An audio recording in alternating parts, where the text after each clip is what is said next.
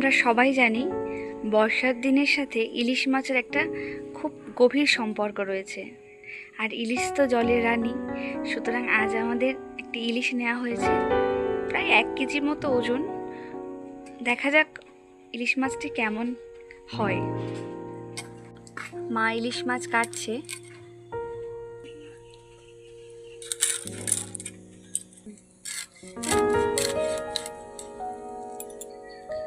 ইলিশ মাছের পেটে কিন্তু প্রচুর ডিম রয়েছে।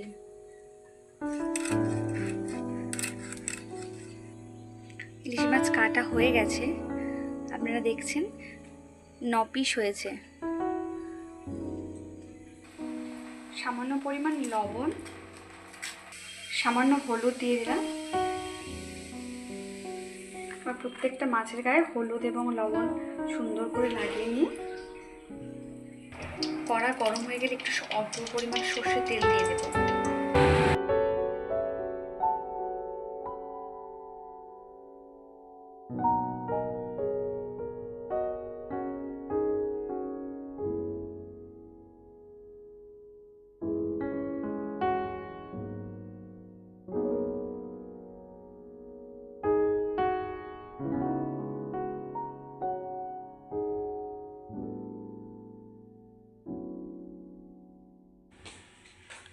সামান্য পরিমাণ লবণ নিয়ে নিলাম।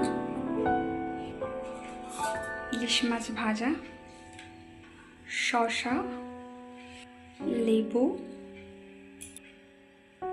আহা ইলিশ মাছের তেল। তেল দিয়েই সমস্ত ভাত খাওয়া হয়ে যাবে।